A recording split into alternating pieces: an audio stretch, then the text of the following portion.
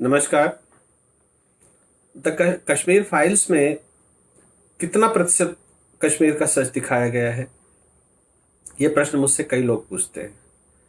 मैं ये कहता हूं जो कुछ कश्मीर फाइल में दिखाया गया है वह सब सच है, लेकिन वह पूरे सच का शायद 1% भी नहीं है। कारण यह है कि इतने वर्षों तक जो कुछ वहां हुआ उसे 2.5-3 घंटे की फिल्म में कैसे बांधा जा सकता है। द कश्मीर फाइल्स मुख्यतः कश्मीरी पंडितों की त्रासदी को दिखाने के लिए बनाई गई है, जबकि कश्मीर समस्या के और बहुत से डायमेंशन हैं, जैसे वहाँ के स्थानीय लोगों का क्या रोल रहा, राजनीतिज्ञों का क्या रोल रहा, पाकिस्तान और आईएसआई का क्या रोल रहा। वो सब दिखाने का कोई वहाँ अवसर नहीं मिला, इतना समय नहीं है, इतना समय नहीं था। अब जैसे एक उदाहरण देता हूँ, बहुत ही इंटरेस्टिंग है ये समझने के लिए कि जो कि फिल्म में कहीं भी नहीं दिखाया गया है, न दिखाया जा सकता है कि पाकिस्तान किस तरह से कश्मीर में जहर उगल रहा है और किस तरह से जहर की खेती कर रहा है। इसे समझने के लिए बस एक उदाहरण दूंगा।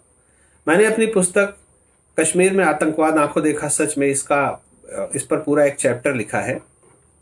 हुआ यूं कि हम लोग श्रीनगर में उस समय पोस्टेड थे और श्रीनगर से हमें नरबल एक जगह है जहां जाकर ऑपरेशन करना था। ये नरबल जगह जो है, नरबल जो स्थान है, ये श्रीनगर बारामूला की तरफ जाने वाली रोड पे एक ट्राई जंक्शन बनता है जहां से गुलमर्ग के लिए रास्ता कटता है। वहां पर ये है। वहां एक गांव है गुंड हसीबट और उसी सटी हुई एक झील है होकर सर। सर का मतलब कश्मीरी में सरोवर होता है, इसलिए उसको होकर सर यानी होकर झील कहते हैं। तो यहाँ पर हमारा आतंकवादियों से मुकाबला हुआ। बहुत संक्षेप में बता रहा हूँ, जिसमें चार कुल आतंकवादी मारे गए। उनमें से एक पाकिस्तानी आतंकवादी था और 3 कश्मीरी थे और एक कश्मीरी आतंकवादी को हमने जिंदा पकड़ लिया।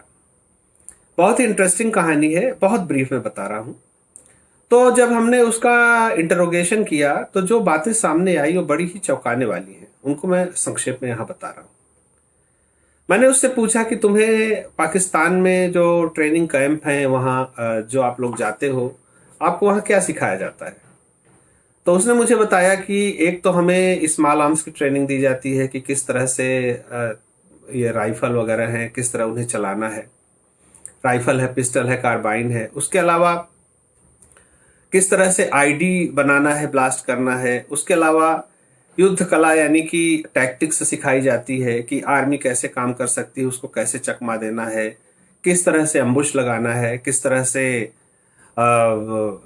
अटैक करना है, किस तरह से बिल्डिंग में छुपना है, कैसे निकलना है, चलना है। यानी कि जो भी युद्ध कौशल है वो ब्रीफ में सिखाया जाता है, गुरिल्ला युद्ध सिखाया जाता है। लेकिन उसने एक बड़ी महत्वपूर्ण बात बताई कि हमें इन सब के अलावा एक क्लास में भी पूरी ट्रेनिंग दी जाती है, जिसको आप कह सकते हैं कि हम अपनी भाषा में ब्रेन वॉशिंग कह सकते हैं। वैसे उनके लिए वो एक मजहबी यानी कि धार्मिक शिक्षा है। उसको बताया जाता है कि देखो, हमारा जो कश्मीर में चल रहा है ये कोई कश्मीर की आज़ादी अकेले की लड़ाई नहीं है। असली लड़ाई ये जो है वो जिहाद की है। उसने बताया कि किस तरह से पाकिस्तान में जो कैंप हैं वहां पर हमें ये सिखाया जाता है कि हमें जिहाद करना क्यों आवश्यक है। वो बताता है आतंकवादी, हम अपने इंटरोगेशन में, कि हमें एक बहुत बड़ा सा मैप दिखाया गया जिसमें सऊदी अरब और पूरा एशिया, यूरोप, अफ्रीका का नक्शा था। उसमें दिखाया गया, देखो जब इस्लाम का उदय हुआ था तो ये सिर्फ बहुत ही छोटे से स्थान तक सीमित था और जिहाद के कारण ही इस्लाम का प्रसार हुआ। और उसके बाद पहले तो सऊदी अरब में, उसके बाद ईरान जो उस समय की बहुत ही विकसित सभ्यता थी जहां पे आर्य लोग रहते थे। ईरान शब्द की उत्पत्ति ही आर्यान से हुई है। तो वहां पर जोरास्ट्रियंस थे, यानी जिनको हम पारसी कहते हैं, जो अग्नि की पूजा करते थे, जो इंडो आर्यन कल्चर का हिस्सा थे। तो उन्हें बताया गया कि देखो किस तरह से जिहाद के कारण ही हमने जिहाद के बल पर पूरे ईरान जैसी महान सभ्यता को अपना गुलाम बनाया और आज पूरा का पूरा ईरान एक इस्लामिक रिपब्लिक है। और अफगानिस्तान को एक इस्लामिक कंट्री, इस्लामिक देश में कन्वर्ट करना भी जिहाद का एक हिस्सा था। हमें बताया जाता है, उसने बताया, आतंकवादी ने, कि हमें बताया जाता है कि देखो अफगानिस्तान में भी इंडो बुद्धिस्ट कल्चर थी, यानी कि हिंदू बौद्ध संस्कृति थी। वहां पे आज तक भी बुद्ध की प्रतिमाएं कितनी मिलती हैं। बामियान में बुद्ध की सबसे ऊंची रॉक कार्विंग की प्रतिमा थी, जिसको तालिबानों ने 2002 में, जहां तक मुझे याद आ रहा है, तोड़ दिया था। और आज भी जहां भी खोदिए वहां पर भगवान बुद्ध की प्रतिमाएं वहां निकलती हैं।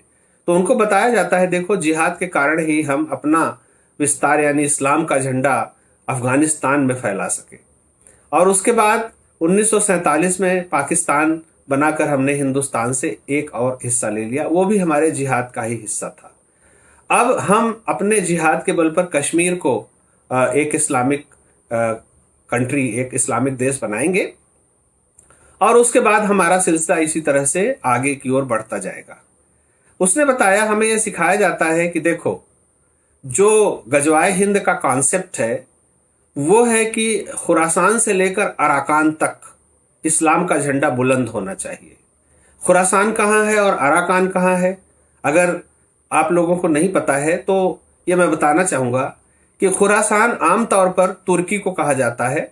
जो तुर्की में खलीफा था उसके साम्राज्य को खुरासान बोलते थे, लेकिन आज खुरासान तुर्की से सटा हुआ ईरान का पश्चिम उत्तरी प्रांत है, उसे खुरासान कहते हैं, जो खोजेस्तान से सटा हुआ है।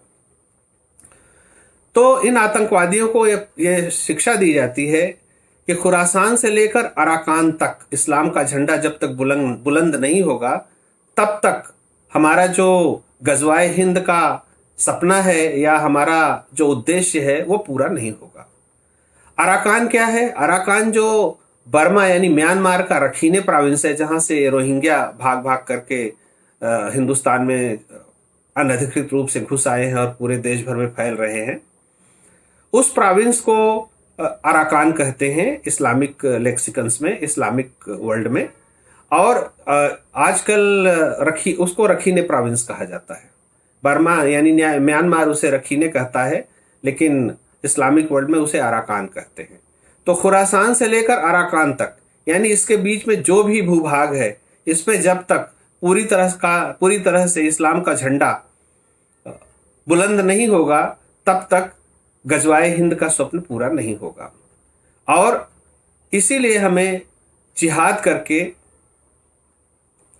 खुरासान से अराकान तक गजवाए हिंद करना है और हमें दारुल इस्लाम की स्थापना करनी है, यानी कि जहां पर मुसलमानों का शासन। मैंने आपको सिर्फ एक ये घटना बताई जो मेरी पुस्तक के एक चैप्टर का है, और बहुत ब्रीफ में, क्योंकि बहुत ज्यादा विस्तार में बताने का समय नहीं होता है। तो अब हमें ये सोचना है कि क्या हमारी जो शिक्षा है, जो हमारी पढ़ाई लिखाई है, जो हमारे नौजवानों को बताया जा रहा है, इसका उससे कोई मेल है क्या? हमें क्या सिखाया जा रहा है? सेकुलरिज्म। हमें क्या सिखाया जा रहा है? भाईचारा। उन्हें क्या सिखाया जा रहा है? जिहाद। उन्हें क्या सिखाया जा रहा है कि जो लोग हमें सिखाया जाता है कि वसुधैव कुटुंबकम, सारी धरती ही हमारा एक परिवार है। स्वामी विवेकानंद ने भी 1893 में जब शिकागो में भाषण दिया था तो यही कहा था कि एक माँ की कोख से निकले हुए जिस तरह से बच्चे सगे भाई बहन होते हैं, उसी तरह से धरती माँ की इस कोख से निकले हुए जितने भी जीव, जंतु, वृक्ष, वनस्पति मात्र हैं, ये सब सगे भाई बहन हैं और सबका इस धरती पे बराबर अधिकार है। हमारी संस्कृति ये है, वसुधैव कुटुंबकम अयम निजः परो वेति गणना लघु चेत साम उदार चरितारणाम तु वसुधैव कुटुंबकम। हमें यह सिखाया जाता है कि सब भाई हैं, सबका सम्मान होना चाहिए, और सिखाया जाता है सर्वधर्म समभाव। वहां सिखाया जाता है कि सारी दुनिया दो भागों में बटी है, एक इस्लामिक एक नॉन इस्लामिक, और मुसलमानों को इस धरती पर राज करने का अधिकार है, बाकी जो लोग हैं वो काफिर हैं। और अगर हम उन्हें अपना धर्म स्वीकार करने के लिए आमंत्रण दें और अगर वे स्वीकार न करें तो हमें उन्हें खत्म कर देने का अधिकार है। ये देवबंद की पुस्तक जो कुरान की व्याख्या है उसमें लिखा है, और ये मैं नहीं कह रहा हूं, ये स्वयं जो केरल के राज्यपाल हैं उन्होंने ये बात कही है कि किस तरह से मिस इंटरप्रिटेशन करके ये सिखाया जाता है। तो ये जो मिसमैच है इसे हमें समझना पड़ेगा कि किस तरह से हम इन सच्चाइयों का सामना करेंगे। कश्मीर में जो कुछ हो रहा है वह राजनीतिक लड़ाई नहीं है, वह एक जिहाद है, वह एक इस्लामिक फंडामेंटलिज्म की लड़ाई है, वह हिंदुस्तान को खत्म करने की लड़ाई है, वह खुरासान से लेकर अराकान तक इस्लाम का झंडा बुलंद करने की लड़ाई है। और यह अकेली लड़ाई नहीं है, यह एक बहुत बड़ी लड़ाई का जो लगभग 14 साल से चल रहा है उसका एक छोटा सा हिस्सा है। तो मित्रों, जो ये पूछते हैं कि द कश्मीर फाइल्स में कितना सत्य दिखाया गया है, तो मैं कहता हूं सत्य तो 100% दिखाया गया है, लेकिन पूरे सत्य का वह कहीं भी 1% भी नहीं है। बहुत से ऐसे सत्य हैं जो आप जानते नहीं हैं। इसलिए आप जागिए, समझिए और ये जहर कहां से आता है इसे समझिए। बहुत बहुत धन्यवाद। नमस्कार।